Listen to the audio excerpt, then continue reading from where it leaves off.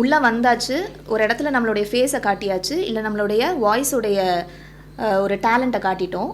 இது நம்மளை இன்னும் என்னவா கொண்டு போகுது, இன்னும் நம்மளுக்கான ரீச் இருக்குது அப்படின்னு சொல்லி நம்மளை ட்ரைவ் பண்ணும். அந்த இடத்துல என்ன பண்ணிடுவோம், நம்மளுடைய எனர்ஜி எந்த அளவுக்கு வேஸ்ட் ஆகுதுன்றதை பற்றி கொஞ்சம் கூட பொருட்படுத்தவே மாட்டோம். கேட்டால் பேஷன், இது என் பேஷன், இந்த பேஷனில் போய் நான் பண்ணி கண்டிப்பாக என்னை ப்ரூவ் பண்ணியே ஆகணும் அப்படின்னு ஏதோ ஒரு பாயிண்டில் போய் நிற்கும் போது தான் டங்குன்னு தலையில் அடித்த மாதிரி ஒரு ஃபீல் இருக்கும்.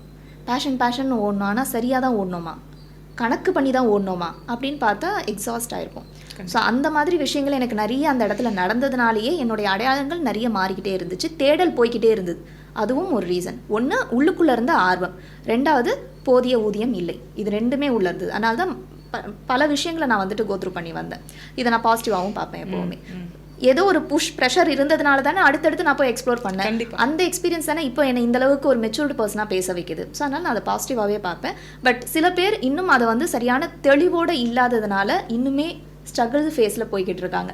அவங்க யாராவது என் கூட பேசினாலோ யாராவது என்கிட்ட கேட்டாலும் அவங்கள உட்காந்து நான் அழகாக பேசுவேன்.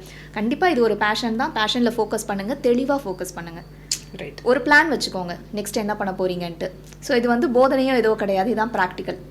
எண்ட் ஆஃப் த டே இதுதான் நடக்கும். உள்ளுக்குள்ளே இருக்கக்கூடிய ஜெஸ்ஸி சொல்லும், உள்ளுக்குள்ளே அந்த வந்து ஜெஸ்ஸின்னு சொல்லும் அப்படின்னு சொல்லுவாங்களே, உள்ளுக்குள்ளே சொல்லும் இது உனக்குன்னு. கண்டிப்பாக உங்களுக்கு தான்.